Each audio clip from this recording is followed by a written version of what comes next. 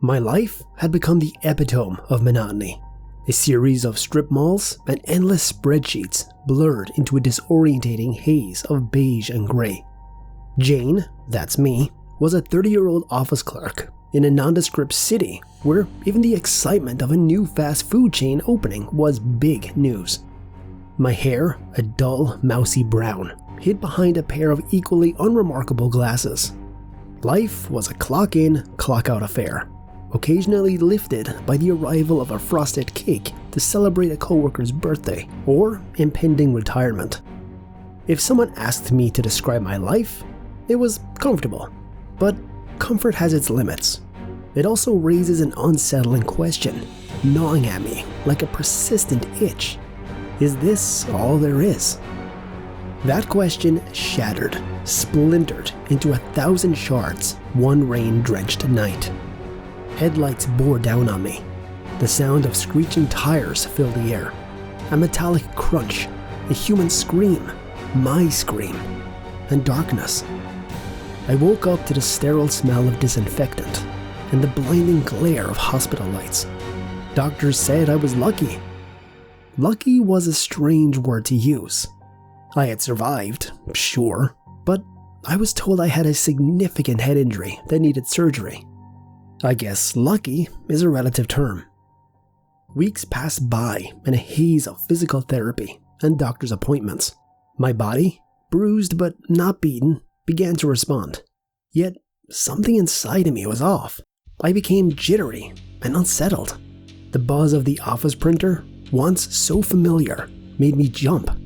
Staplers became instruments of terror, and focus? That was a laugh. My mind seemed to have a will of its own, drifting aimlessly during team meetings. But the real horror started when my head hit the pillow each night. Nightmares aren't uncommon, especially after what I'd been through. But these weren't your run-of-the-mill wake up in a cold sweat type of nightmare. These were different, vivid to the point of cruelty. In each one, I wasn't just an observer. I was there. I could smell the cloying sweetness of rot, feel the bite of cold steel against my skin, and hear the wails of the damned as though they were sung right into my ear. Worst of all, I woke up disorientated and disheveled, as if I had lived through those horrific scenes. More than once, I found myself checking for wounds, which is ridiculous. Or so I thought. The dreams were filled with minute details that I couldn't possibly know, yet somehow I did. They seemed less like dreams and more like memories. I would catch whiffs of that metallic blood scent during the day, even when there was no logical source. The lines between the waking world and these nightmarish visions blurred until I couldn't tell which was which. When I shared my nightmares with my close friend Lily, she referred me to Dr. Sarah Miller. When I first sat down with Dr. Sarah Miller, her calming presence was like a balm to my frayed nerves. She had a way of listening that made you feel like the center of the universe. For the first time in weeks, I felt genuinely heard. She considered my vivid dreams and deteriorating mental state with great interest. I think the head injury might have triggered a form of stress-induced psychosis, she explained. It was the first scientific rationale I'd gotten. It wasn't comforting, but it was an answer. Dr. Miller prescribed me a cocktail of antipsychotics. For a little while, it seemed like the medication was working. My nights became more restful, and a sense of normality, fragile though it was, began to take shape around me. But the veil of sanity was thin, like mist over a pond, and the smallest of things could tear it apart. The tear happened one gloomy afternoon. I was scrolling through the news on my computer when an article caught my eye. It described a gruesome murder that seemed eerily familiar. My heart began to pound as I connected the dots between the details in the article and one of my recent nightmares. I shook my head, muttered just a coincidence, and tried to push it away. Yet, a dark seed of fear took root in the pit of my stomach.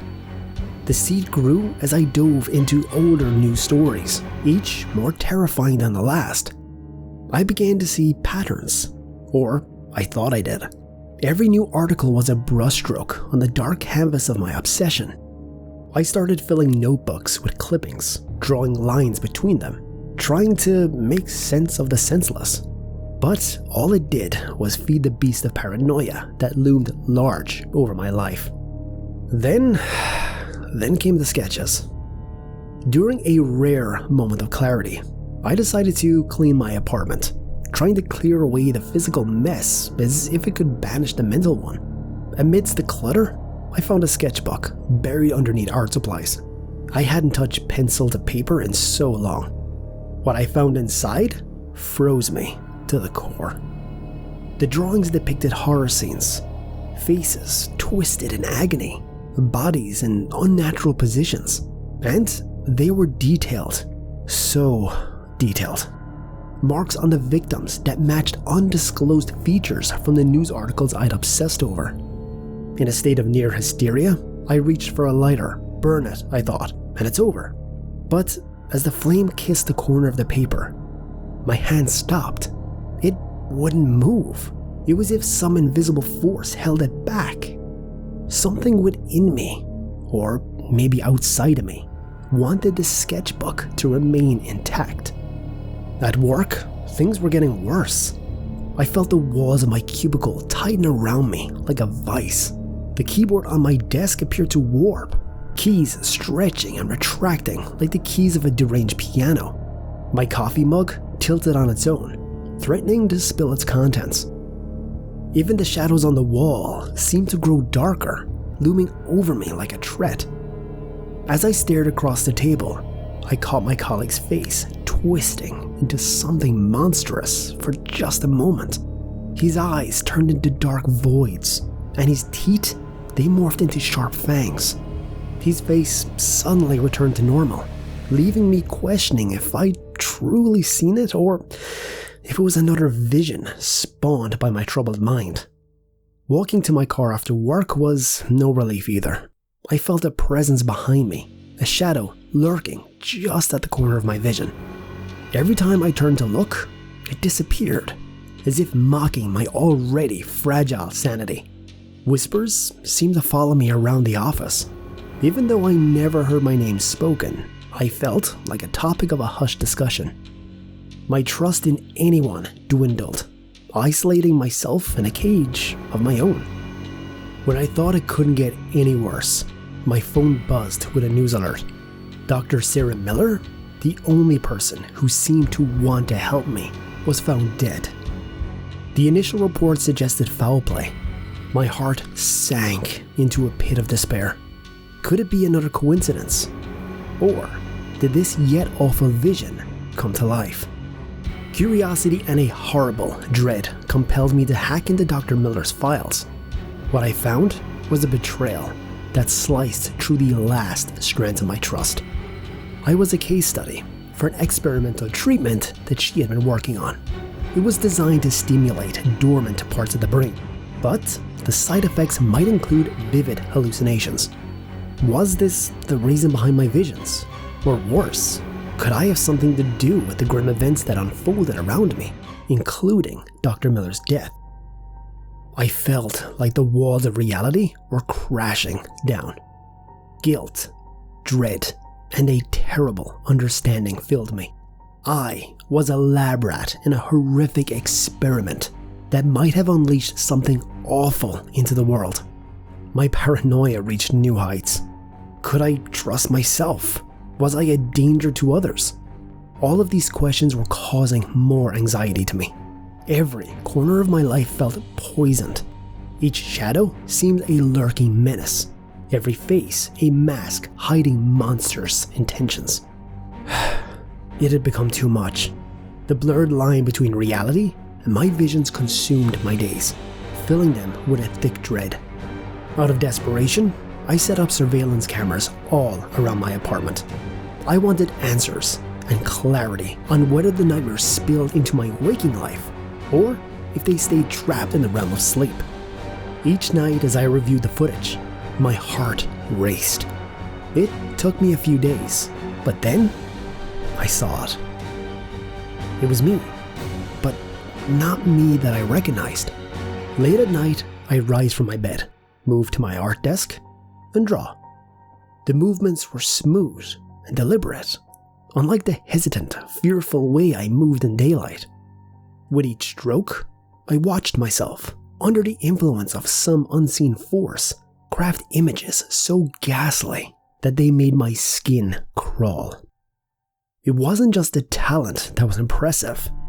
It was the familiarity, the intimacy with which I brought the horrifying visions to life, as if they were memories. One day, after what felt like weeks of being trapped in this loop, I didn't make it to work. My absence seemed to drag on. At some point, a coworker, worried about my prolonged absence, must have alerted the authorities. The next thing I remember, the sounds of pounding filled my ears, followed by the shattering of my apartment door. When the police entered, they found me, almost catatonic, staring blankly at the wall, lost in a maze of my mind's creation. But what shocked them more was the transformation of my apartment into a grotesque gallery. The walls, the tables, and even the floor was covered in sketches. Faces twisted in pain, eyes pleading for relief, souls captured in the throes of torment. Every inch of space narrated a tale more horrifying than the last. Among these sketches, one stood out. It was me, but so grotesquely distorted that it hardly resembled a human. This warped self-portrait seemed like the manifestation of the dark force inside of me, revealing the depth of my psychological deterioration. News of my mental collapse spread quickly. My office, once a place of routine work, became a hub of whispers and sideways glances. My desk remained untouched, a shrine of curiosity and fear. Journalists, eager for a story, started picking at the threads of my life, trying to weave together a narrative of my descent into madness. But the more they dug, the more convoluted the story became. Some said the sketches were prophetic, foreseeing tragic events. Others thought they were confessions of unspeakable acts.